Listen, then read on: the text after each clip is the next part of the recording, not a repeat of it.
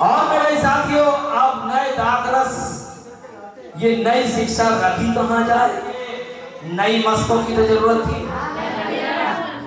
पुरानी मस्कें कैसे काम कर जाती, और जब नया दाखरस आया तो वो रखा कहाँ जाता? जैसे अभी सुरेश भैया ने बोला, हम परमेश्वर का मंदिर है, तुम परमेश्वर का मंदिर हो, परमेश्वर का मंदिर पवित्र है, तुम में बसा हुआ है। तो अगर ये नई शिक्षा लाया था, नया दाखरस आया था, तो वो नया दाखरस के लिए कोई मस्के भी तो चाहिए थी, नहीं? हालेलुया। आइए देखिए मत्ती की पुस्तक और उसका 9 अध्याय का 2 और 3 पद। और देखो कई लोग लकवा के एक रोगी को खाट पर रखकर उसके पास लाए। यीशु ने उनका विश्वास देखकर उस लकवे के रोगी से कहा, हे पुत्र, ढाढ़स बांध, तेरे पाप क्षमा हुए।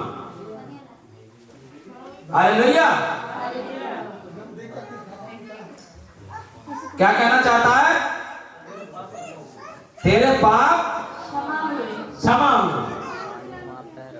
अब ये बात जो हो गई कि तेरे पाप क्षमा हुए, ये नया दाखरस पुरानी मस्कों में समा नहीं पाया। पुरानी मस्कें फटना शुरू हो गई। और कैसे शुरू हो गई? देखिए, इस पर कई शास्त्रियों ने सोचा ये तो परमेश्वर की निंदा करता है। यीशु ने उनके मन की बातें जानकर कहा, तुम लोग अपने अपने मन में बुरा विचार क्यों कर रहे हो? सहज क्या है ये कहना कि तेरे पाप क्षमा हुए, या ये कहना उठ और चल फिर। परंतु इसलिए कि तुम जान लो कि मनुष्य के पुत्र को पृथ्वी पर पाप क्षमा करने का अधिकार है। हालेलुया। अब इनके दिमाग में ये बात जब बैठ गई कि भाई अब तक ये लंगड़ों को चंगा करता था, सारे काम करता था, ये तो बड़ी अच्छी बात है, लेकिन ये कह रहा कि तेरे पाप क्षमा हुए, ये बात तो हमें अच्छी नहीं लग रही है। नई शिक्षा अब इन पुरानी मस्कों को फाड़ने लगी। अब ये हजम नहीं हो रही, क्योंकि उसके लिए तो नई मस्कों की जरूरत थी। हालेलुया। और मत्ती की पुस्तक 12 अध्याय का 9 पद से 14 पद तक देखेंगे कि वहां से चलकर वे उनके आराधनालयों में आया। वहां एक मनुष्य था जिसका हाथ सूखा हुआ था। उन्होंने यीशु पर दोष लगाने के लिए उससे पूछा, क्या सबके दिन चंगा करना उचित है? उसने उनसे कहा, तुम में ऐसा कौन है जिसकी एक ही भेड़ हो और वे सबके दिन गड्ढे में गिर जाए, तो वे उसे पकड़कर ना निकालें? भला मनुष्य का मोल भेड़ से कितना बढ़कर है। इसलिए सबके दिन भलाई करना उचित है। तब उसने उस मनुष्य से कहा, अपना हाथ बढ़ा। उसने बढ़ाया और वे फिर दूसरे हाथ की तरह अच्छा हो गया। परंतु क्या था? पढ़िए आगे। तब फरीसियों ने बाहर जाकर उसके विरोध में सम्मति की कि उसे किस प्रकार नष्ट करें। आप देखिए पुरानी मस्कें जिसे टूटने, पुरानी मस्कों में नया दाखरस नहीं समा पाया। हालेलुया मेरे साथियों। और कैसे टूटने लगती हैं कि उसके लिए मारने के लिए पत्थर उठाने लगे, लेकिन उसे नई मस्कों की जरूरत थी मेरे साथियों। और नई मस्कों के बारे में जब हम देखते हैं तो पतरस, यूहन्ना पढ़िए, यूहन्ना की पुस्तक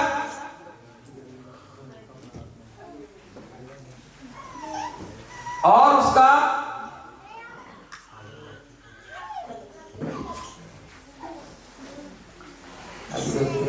6 अध्याय और उसका 54, 60 और 66। जो मेरा मांस खाता, जो मेरा मांस खाता मेरा लहू पीता है, और मेरा लहू पीता है, आनंद जीवन उसी का है, आनंद जीवन उसी का है, और मैं उसे अंतिम दिन फिर जिला उठाऊंगा। और मैं उस अंतिम दिन फिर जिला। हालेलुया। और कितने पद बताएं, बता दीजिए। 60वां पढ़ना है। हाँ 60वां पढ़ो और फिर 66 पढ़ना है। हाँ उसके चेलों में से उसके चेलों में से बहुतों ने ये सुनकर कहा ये कठोर बात है, ये कठोर बात है, इसे कौन सुन सकता है, इसका मांस और लहू कौन खा सकता है। और पुरानी मस्कें टूट गई और सब वापस जाने लगे कि भैया हम इसकी शिक्षा को नहीं ग्रहण करेंगे, ये तो गलत शिक्षा देता है। 66 पर इस पर चेलों में से बहुत से उल्टे फिर गए, उसके चेलों में से बहुत से उल्टे फिर गए। ये नई शिक्षा हमें नहीं पसंद आती। हाँ उसके बाद उसके बाद उसके साथ ना चले। तब यीशु ने उन 12 से कहा, क्या तुम भी चले जाना चाहते हो।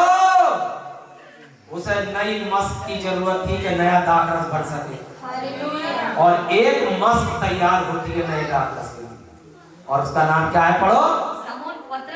समौन पतरस रूपी मस्क ने उसको उत्तर दिया, हे प्रभु हम किसके पास जाएं, नया दाखरस तो तेरे पास है, मैं नई मस्क बनना चाहता हूँ। आगे पढ़िए। आनंद जीवन की बातें तो तेरे ही पास है, हमने विश्वास किया और हमने विश्वास किया और जान गए हैं कि परमेश्वर का पवित्र जन तू है। परमेश्वर का पवित्र जन। हालेलुया। और ये नई मस्क परमेश्वर तैयार करता चला जाता है, यीशु मसीह तैयार करता चला जाता है। और खासकर नई मस्क पता किस दिन तैयार करी, पिन्तेकुस्त के दिन 120 मस्क तैयार करी पवित्र आत्मा से भरकर, ताकि नया दाखरस उनमें भर सके। और वो नई मस्क भरती चली जाती है मेरे साथियों, और नई मस्क जब भरती चली जाती है तो वो पुराने लोग सब हटते चले जाते हैं और उनके दुश्मन बनते चले जाते हैं मेरे साथ। हालेलुया। और नया दाखरस उनमें क्या होता है, भरता चला जाता है, और परमेश्वर की कलीसिया उन्नति पाती चली जाती है। शास्त्री फरीसी उनके मारने की तलाश में रहते हैं, उन्हें घात करने की तलाश में रहते हैं, लेकिन नया दाखरस उमड़ता रहता है। हालेलुया।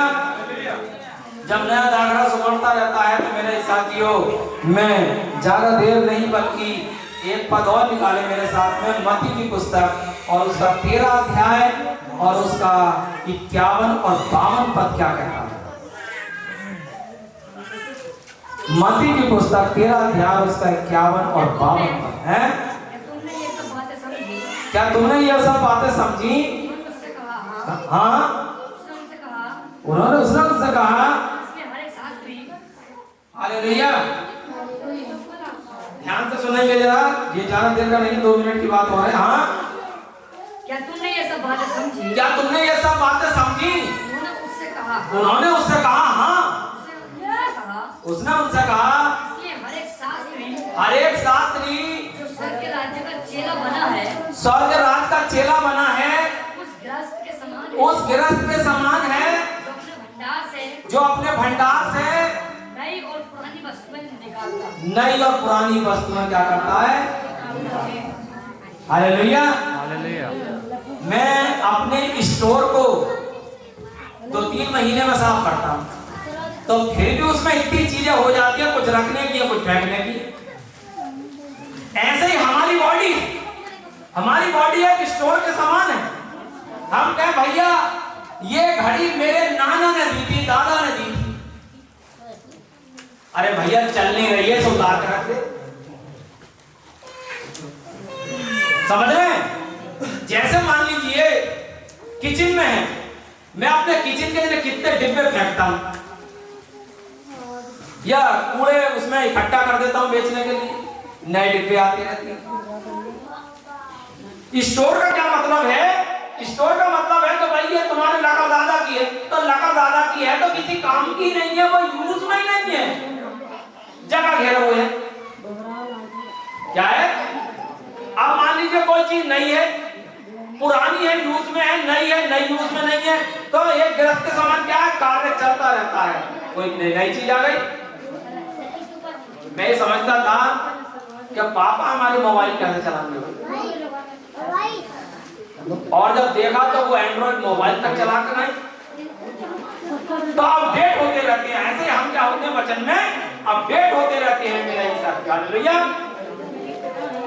एक उदाहरण देकर मैं समाप्त करूंगा। मैं लोगों के इतने मोटे मोटे पर्स देखता था, पर्स इतने मोटे, और मैं सच बता रहा हूँ, पर्स को देख के मैं सोचता था यहाँ पे ज्यादा पैसा होते होंगे जो इतना मोटा पर्स। और पर्स ये समझो कि ऐसे करके रहता था, ऐसे करके पर्स। सच में नहीं देखेंगे क्या तुमने पर्स, जब कोई निकालते हैं तो ऐसा करके रहता, पूरा कोई ईंटा निकाला हो और रख दिया। मैं जब तक बहुत दिनों तक इस बात के कंफ्यूजन में रहा कि ये ज्यादा मोटा जो पर्स होता है इसमें ज्यादा पैसा होता होगा। एक दिन ना जब मैंने देखा तो मेरे विजिटिंग कार्ड ही भरे पड़े। 5000 से पर्स नहीं भरता, वो विजिटिंग कार्ड मेरे कागज भरे पड़े। ऐसे हमारा जीवन है। क्या ये विजिटिंग कार्डों से भरा हुआ है दूसरों के, या माल भी है? हालेलुया। तो हमारा जीवन भी एक ग्रस्त के समान है। हालेलुया। हालेलुया। परमेश्वर आपको आशीष और बरकत दे।